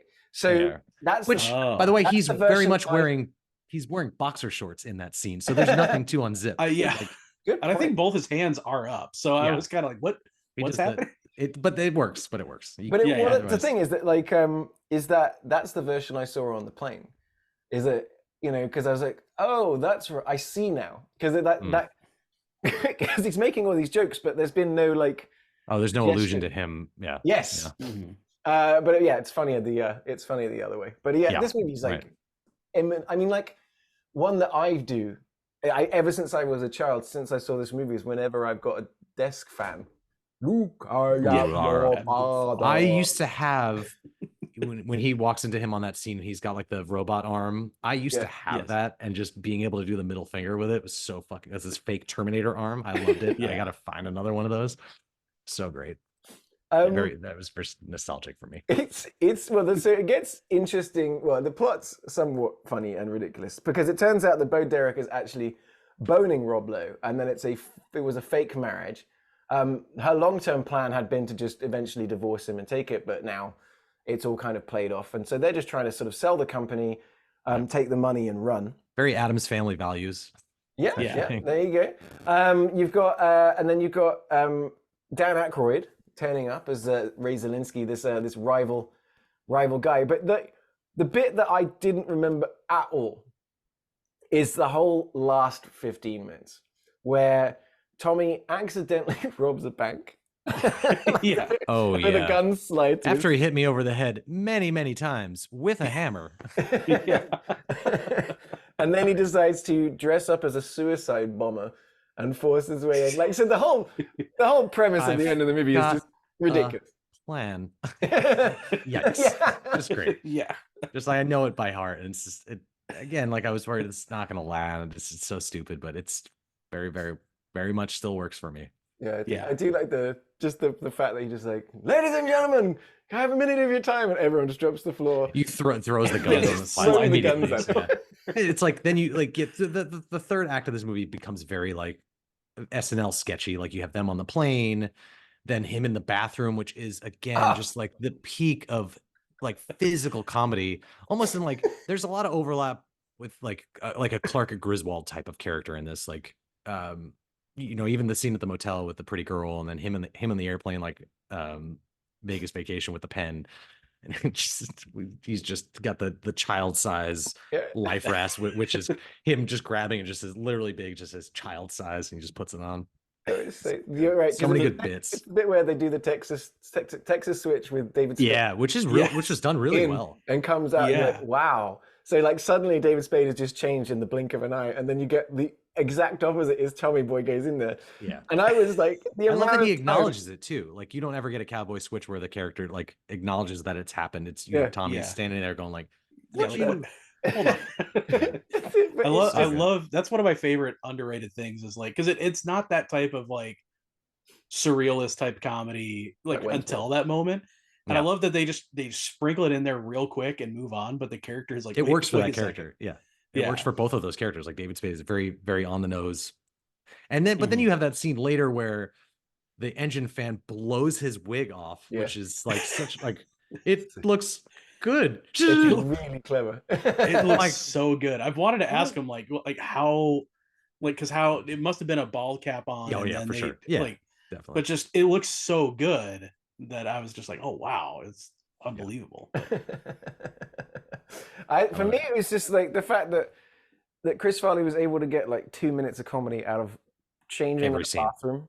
Like, that's the thing. Is like, it's you put a guy in a room that's basically the size of him, and you put a camera above him, and he just unleashes in this bathroom, and everything that goes wrong, the thing falling on his head is he smashes through the toilet, and he's like banging, and then it cuts to David Spade just sitting there, and everyone looking back, hearing him like scrounging around in this bathroom. And then he just bursts through the door. It's just again the guy just gets it. Another sort of good physical comedy part as well. I think we mentioned, but is the uncredited Rob Lowe, who turns up and he's just constantly he's peeing on something and getting electrocuted. He's being mauled by dogs. Everything's going wrong because he's a dick. He's just trying to destroy everything, and it's all going wrong for him. And it's really satisfying. It's kind of and Tommy just loves him unconditionally the second he meets him because he thinks that like they're brothers. And he's never had a brother. It's phenomenal. I love the bit where he's like they go cow tipping and you don't even know what they're doing, and he's just like, you get your pick of the litter. Oh, she's a pretty one that just cuts the cow. Yeah, just then you tip them over, and then what? That's it. And then the comedy of like he gets that face full of like mud and stuff, and then that next shot is all those cows running around. I go, that is Rob Lowe and Chris Farley, and that's actually a little dangerous. I always thought it was funny where the cow steps on Tommy's head and smashes it into the mud, so to speak, like nuts. Yeah, it's very good. It's a great. It's kind of like you were saying that Ready Player One, and often right, and you'll say this about a movie, is it's not the sum of its parts. This is one of those movies that is greater than the sum of its parts. Yeah. It's just got that thing. It's got that just that little bit of magic. That's just there's a lot of heart. There's a lot of heart in it, and I think a lot of that comes from just Chris Farley being an absolute presence in this movie, more so than anything else, really. Yeah, him being a presence, and then his chemistry with Spade, where like Spade is like the perfect straight man to it. Yeah, just very trains, planes, and automobiles, like that kind of tone and vibe for sure. Yeah. Trying to see if there's any interesting sort of bits, but I mean, like if you had to choose, clearly Ready Player One's the best of the three. No, I say so. Of the three movies, Will, which do you think was your number one, your best watch? If someone is listening and hasn't seen any of these movies, which one should they go to? It is, my gut reaction is Tommy Boy, because you're seeing really the blue collar worker. Like, even though it's a road trip movie, it still cuts back to Ohio and back to like the regular people, the factory, and that small town so much. You're never away from it for too long. It's always like the road trip where they're somewhere else, are always like kind of short whatever scenes, but it always comes back to the small town. But Major League, it's literally about the Cleveland Indians and literally about like the spirit of the town forming around this team. So that's what makes it kind of hard. But my gut instinct is to still go with Tommy Boy, because I think it's more the average people. Even though you got these two very wacky characters who are the head of it, it's all about the people in Ohio, in the small town. Yeah, I mean, you're getting into the Ohio of it. Which one do you think is just the best movie? Tommy Boy is just that. Is that? What about you, Ryan? You know, it's so funny. I was thinking, like, had you not seen Tommy Boy like when it came out, would that movie still have the same impact on you if you were watching it like for the first time? Which is, it's a hard thing to say, because I don't know, like this movie is like was such an important part of my life that I can't imagine it any other way. But I think what's important is that in Tommy Boy, had this factory closed down, like this town would be ruined in almost a Jumanji style like future, like an alternate timeline. Same with the Major League. If the team had moved to Miami, again, you would have a Jumanji back to the majors. And if IOI had taken over the Oasis, no, nothing would have changed. No. It would. Yeah, I was thinking like, while I mean, sure, like Ready Player One is set in Ohio, I guess, like, but really Columbus, Ohio, the home of IOI. But the thing about it is, I just realized they've all got basically the same plot. It is this sort of like struggle to save the thing. It's like to save the Oasis, it's to save the ball club, it's to save the auto parts. Auto parts, yeah. We've got this. It must be exhausting to live in Ohio, because you're constantly trying to save it from going under. Right. What about Ryan? So you think best movie? Yeah, best movie, I would still go with Tommy Boy, just because it's so goddamn rewatchable, and it'll make you feel good. It, like I said, it has a lot of the heart, but Major League also does too, but just on a different level. You know, I don't connect with Major League as much as I do with a Tommy Boy, because like I said, I based all my entire sense of humor around David Spade's character in this movie. I'm not a fucking crazy pitcher like Charlie Sheen, so I got to take what I can get. I will agree with you guys. I think of the three, I think Tommy Boy is the best movie. And I think on your question as well, Ryan, I think that if someone here listening to this in 2023 or whenever you're listening to this, and you've never seen Tommy Boy, that's a good watch. I think you could watch it. It's the kind of thing you can watch with your teen kids. You can watch it. It is in a couple of moments, slightly racy. That's about it. But like it's a sweet movie. It's funny. It's a bit slapstick. It's a bit wacky.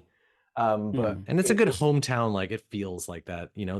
They're doing their best to save this auto parts business has been in their family for generations, and it's got one of the funniest shots where he's walking through and you see everyone looks like Brian Dennehy, and then it cuts to Chris Farley just even his whole thing together. Like, just like it like melts my heart seeing like how much they love each other. And then you have David Spade just being a dick, and like later on at the wedding, and he's like, "How do we look?" And he says, "Chubby," and they just both look at him like, "Go fuck yourself, man.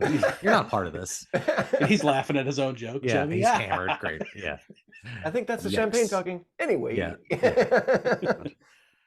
So, okay, well, let's try and get into kind of what Will was touching on is, what we do here on the podcast is to try and pick the one movie to represent the state. I'm willing to just push Ready Player One off to the side because, like I said, that was me trolling Will. I was just having fun. I wanted to make him watch that movie. So you admit it. And have I been trolled? 100%. So you pinpointed it. Step 2 is getting it out. But I think it's quite interesting because kind of like what you guys were saying. Okay, so while Tommy Boy is shot primarily in Ontario, it's shot in Canada.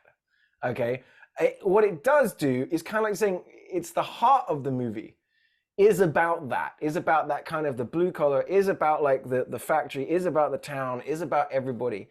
But Major League is the same. Yeah. And, very much, Cleveland is a big part of that movie. Like, so the shot around the city, you're seeing so many establishing shots. They get out there and they're shooting with the blue collar workers and the other people and the people in the bars, right? And then when we get to the stadium, like I said, they've got 20,000 people. They had a full stadium of people. It was in the stadium that I'm like, it's between the two of them clearly, but like they've both got a strong claim. Yeah. What do you guys think? I think Tommy Boy is the better movie of the two, but I think Major League is the more Ohio of the two, just because of what you just said.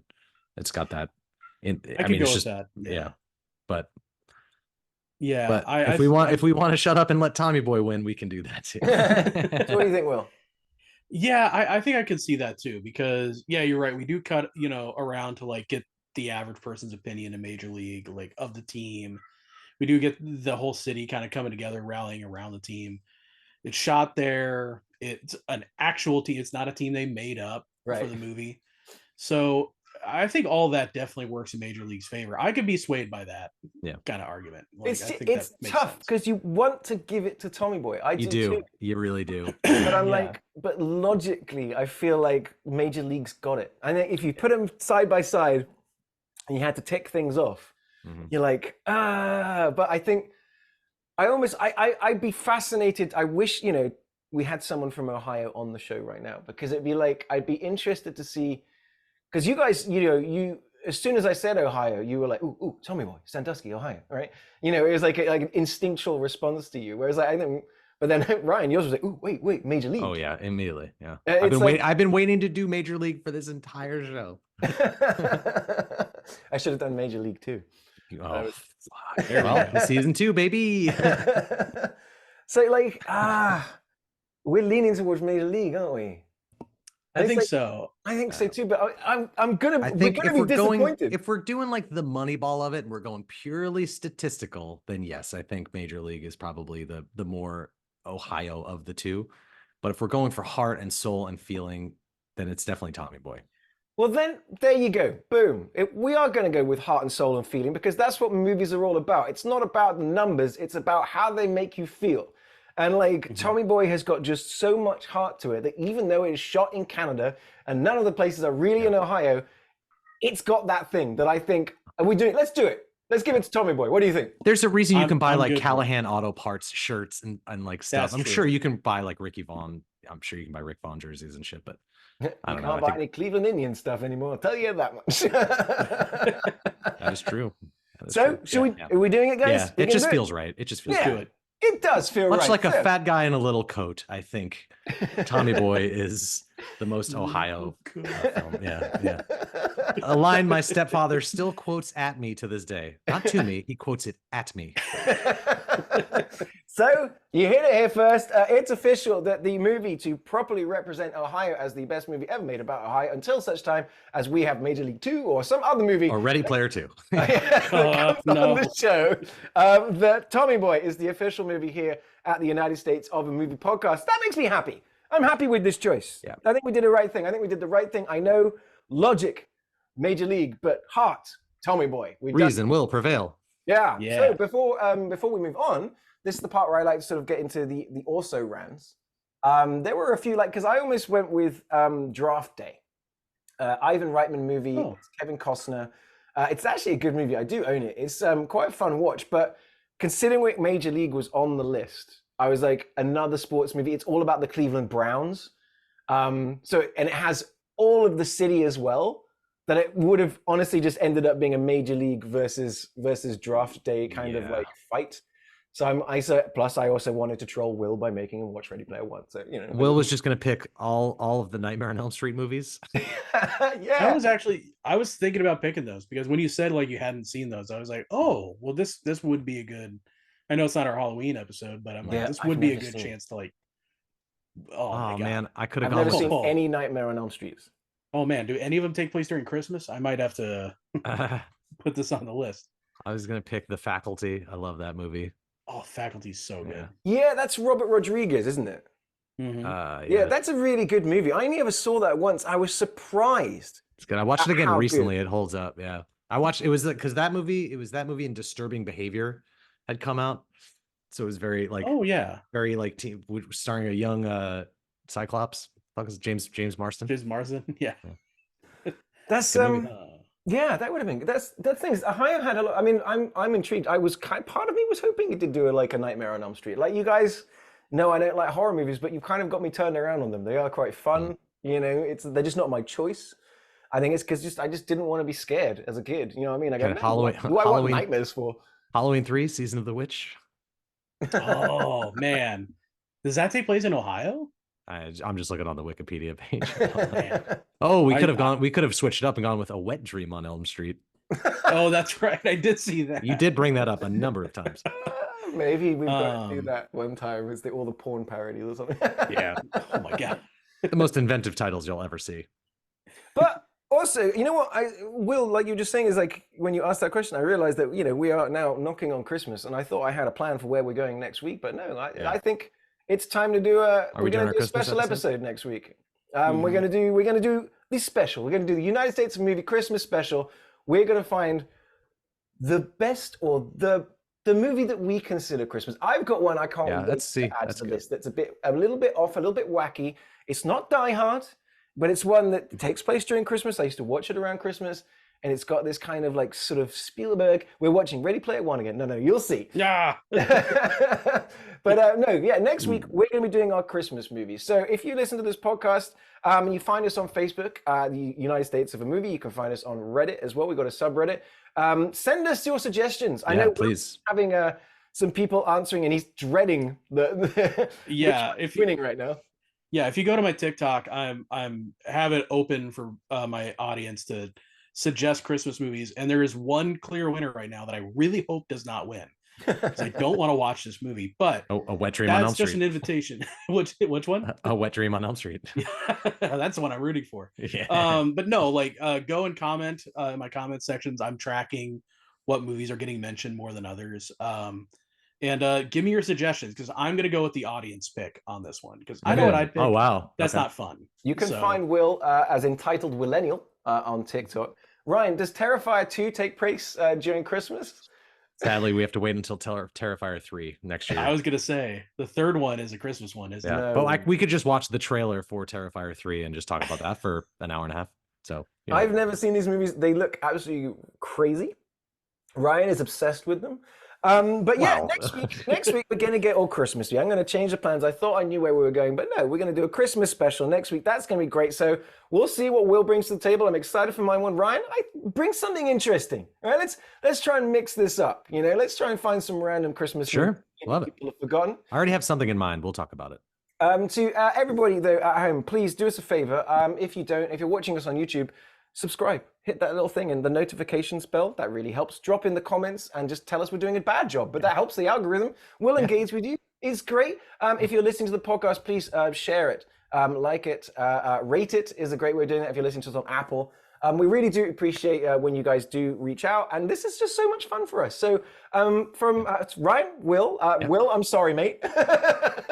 It's I mean, I'll never forgive you, but that's beside the point. You just have to watch In the Mouth of Madness to watch the taste of it.